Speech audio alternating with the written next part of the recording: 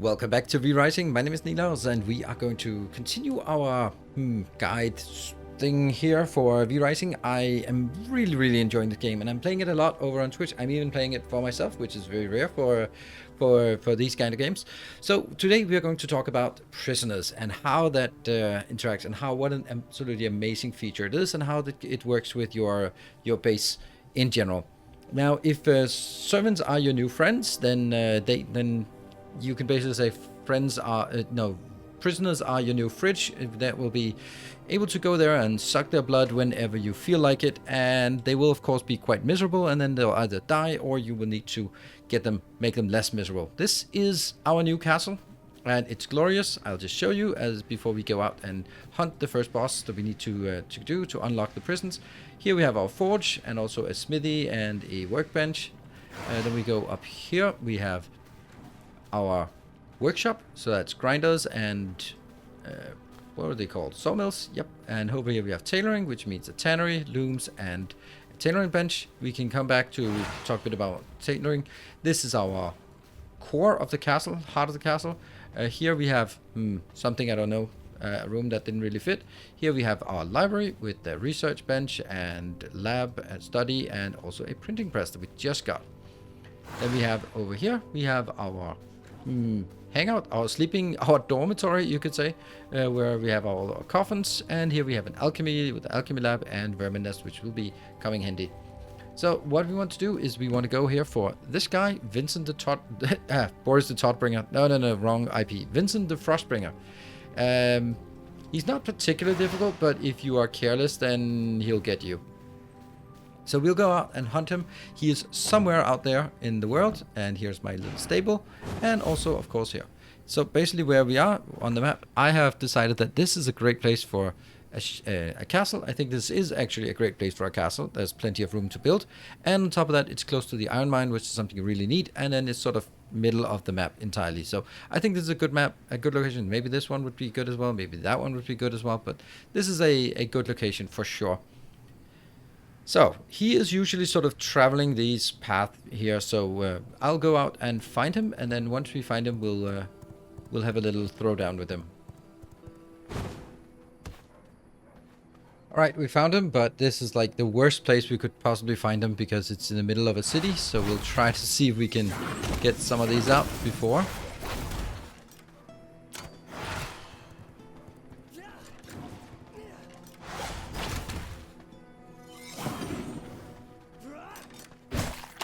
There we go, and then you did not die. This guy is torchbringers are not great. Yeah. Okay. I need to get there. Kill the ads first. Good. Now we're frozen. Don't get frozen, by the way. That's the number one rule with this fight.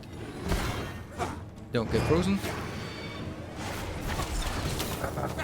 If you get chilled and hit again, then you get frozen.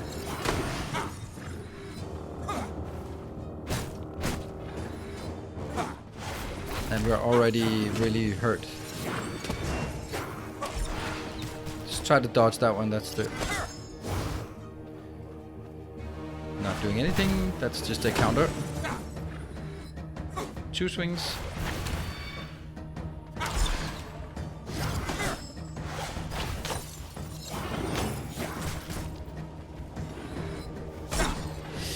Don't want to get hit.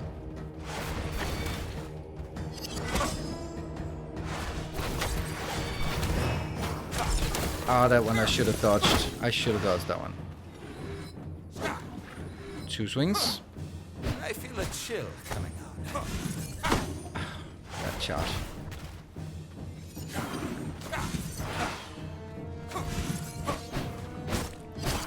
I'm gonna have to get some healing in here. Oh, that shit. That should have been heal. Don't like the fact that there are ads now. I cannot dodge this one. I don't get why. Heal, thank you. Oh, that was actually a really good one. Now I can't use...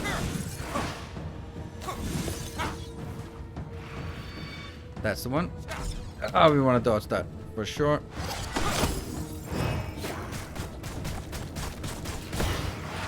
Okay, so here's a big thing here that doesn't seem to do. How can I not dodge this? Dodge through. Ah, that hurts.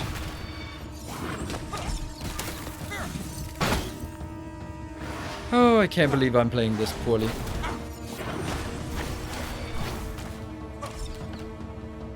I feel a chill coming on.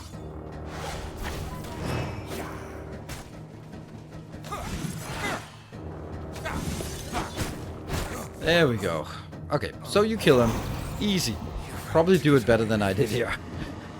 Now when we get him, we will be heading back, and then at least now we have the ability to make the prisons. So I'm gonna be looting around here, and then we're gonna go back and build some prisons. Here we have the prison cells. Now that we have constructed them, they are easy to construct. They are 12 iron ingots, nothing else. So since we are in the iron state, then you should be having some iron. So we can build that, and that should be pretty good to have this. So what we need to do now is fill them up, and then talk a bit about how these mechanics work. What this means is that you need to go out into the world and start looking for high quality. Ideally, you want one of each type, so that you can always get a rogue, a brute, a worker, a scholar, whatever you like. Technically, you only need the ones that you like the most, but you can also take all of them if you really feel like it. But you definitely need a worker, and you need whatever attack thing you like. And ideally, you want it 100%. If you find 100% out in the world, you drop whatever you're doing, and you take that 100%. Don't care about quests, don't care about farming, don't care about your inventory, don't care about your friends and family and all that. You take that 100% and you go home. So what I'm going to do is I'm going to go out and start hunting. And if you have the blood hunger, then you can use that. Blood hunger is something you get from this one. This will highlight all. It changes the look, very bloody, but it has the advantage that you can then easily see what level they are, what blood quality they have. But you need to kill a very difficult boss. Tristan what is it called? Tristan the Vampire Hunter. He is super difficult, but on the other hand, he also gives you the greater blood essence, so you absolutely have to kill him as well. Now, I'm gonna go out and hunt for some blood, and then we'll see what I can find, and then see how we drag them back here. Now we're out here hunting, and this is where I find something. It is a brute level 87. Well, it's not at the 100, but we'll take that 87. It's good enough. So it's also pretty easy to take out. So I always take out the other ones so that I only have this guy left, and then do just small increments of damage. There we go. He's now enabled. I can feed on him if I wanted to. Switch to the dominating presence.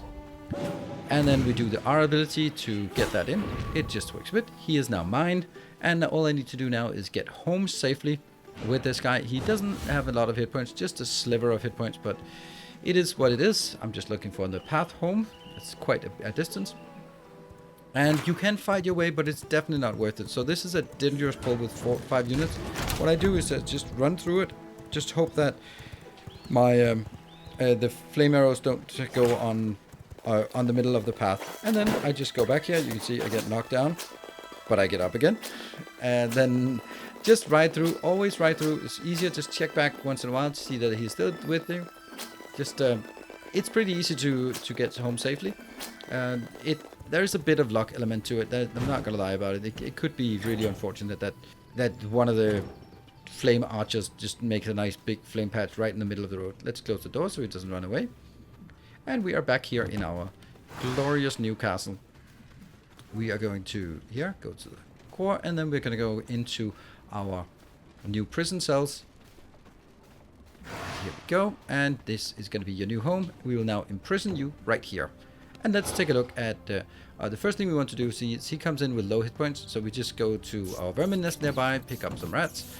That's going to make him very, well, not happy, but he's definitely not going to be miserable about eating rats. That's at least something. So eat the rats, and then you should get your full hit points, and then we can start looking at what are the options once he is full hit points. Now we're back in the prison, and here we have now 3 units in here. We have a 87 brute, we have a 100 worker, that's really good. And we have a scholar 90%. That's also pretty good. So what this means is these. Let's talk a bit about how they actually work. So let's talk about this one, because there are some stats here. First and foremost, the whole objective of doing this is to drain blood. I can't drain blood unless I have a glass flask, so you either need to find those, not that difficult, or you need to get them somewhere else. So here we can get the blood from the scholar, for example, and that is the whole point. What this does is it takes 30 to 60% of their health, so make sure that they have more than 60% of their health before you do it, otherwise they die. They can die. This is the whole point. Don't ever extract blood essence. There's a million other ways to get blood essence aside from this. Definitely not from a high quality one. You can feed them here. That gives them some health. So if they are not at high health, then just feed them some health and then they'll be good. You can also feed them with a fat goby that gives them 100% health. But you know, I build it here so that I always have some vermin, some rats next to it. So they'll be happy to eat some. However, when you do the drain blood, they will get 5 to 20 misery. Misery is over here and increases the damage taken when extracting blood and increases each time blood is extracted. What this means is that, as far as I understand, this is, instead of this being 30 to 60 health, then it's going to be 57 to 87% health. So you actually get to a point where if this misery is too high, then you can actually risk killing them outright. So for example, let's do the blood thing and then extract you from here. And you will see that it didn't actually take very much hit points, but now it's up to 43. That means at this point, I don't want to do that anymore. I will just be healing you up. This looks about 40%, so let's give you 2 rats. They are dirt cheap, so don't care about them. Now I need to do something about the misery. How can I do that? Well, you can feed them rainbow trouts, and that reduces by between 5 and 10. And they are, I don't know, somewhat common. And you can also feed them sagefish, and that is healing them for hit points and 15 to 20%, 15 to 30% misery. This is insanely good. And every time you find a sagefish, you go, yay, awesome, because that means you can keep munching on your prisoners. This one as well, I mean, it just means that at this point, we just don't have the option of really taking very many. But, you know, I've already extracted number. So if you find a worker 100, you will never want to risk them getting killed. That's just not worth it, because you will waste all, spend all your trouts and stuff like that.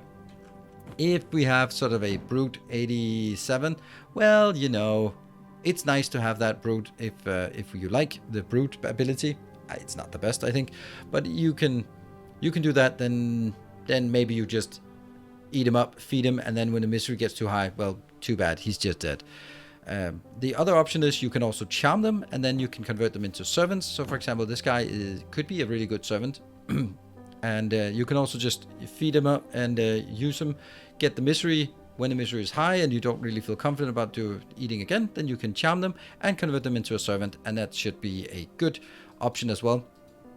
We're going to get a glass flask as well. We're taking that glass flask, so we can get you here. And I will be munching on some blood here, so we get then 87 blood. The benefit of this is that, for example, you go out for a boss and then you just run out and you kill things, and then you would like to start the boss fight, then you can just in inventory pop the why did I turn into a bear? I don't know. Didn't want that. Then you can just pop the blood potion, and then you are instantly 87 brute, and that means you don't no more do you have to sort of run around and farm for things until you find something that's good enough for your next boss fight. So I think that is super amazing, and definitely something that you'd want a lot of those. What it also means is that from now on, you're going to be doing some fishing. If we move out, then I am going to, from generally speaking, if we go out and just roam around the area, then what I'm going to be doing from now on is basically whenever I go somewhere, I'll just be sort of hanging out near the water, so that if I see a location such as this, that is a good time for us to do some fishing. And luckily the fishing is not as horrible as in many other games, so it's not something that you just go like, why am I spending my life sitting here looking at a blob in the water? It's not that bad. Come on. Not that bad, I said. Give me a good fish. There we go. And I got a regular ruby. That's not a fish. I can easily say that. But that means you are basically going to always keep an eye on it when you're traveling. Maybe not traveling the roads, but travel along the edge like this. And then if you see a little pond here, then just throw your line in. And then we'll hopefully, come on, it would be nice if I got something really juicy, a fish bone. All right, as you can see, you get more junk than value. There's another option, and that is some of these locations, such as, I don't know, there was something. When some of these you can send your servants to go there. Let's just go have a look at the servant sending, because you can also get fishies from that. Plus you can get fishies from crates and stuff. So that's actually where I found all of my fish. I don't think I've found any fish by fishing, ironically enough. But if you go here to Royal Throne or your normal throne, then some of these locations can actually get fresh fish. So if we go to Muswick Village, we can get fresh fish, and I'm sure that if we could even get over here when you're later on in the game, then you could get even better fish. But you could at least get some fish, although this does look like it's only the fat goby that you can get. But at least it is an option to get some fishies, and they are worth considering as well if you can just send out your minions to do the fishing for you. Anyway, that's all I wanted to keep in this one. I am streaming this game Monday, Wednesday, Friday on Twitch TV/Niklaus. And if you want to see how we build the base, how it evolves, how it just gets better and awesome, and how we hunt the bosses and all that stuff, that's what takes place during the live streams. And then on these videos, I'll do some guides, tutorials, showcases, that kind of thing. At some point when I feel that the base here is somewhat done, then we'll also do a more thorough base tour as well. Thank you very much for watching. Hope to see you either on Twitch or here on YouTube. Until next time, take care, and as always, stay effective.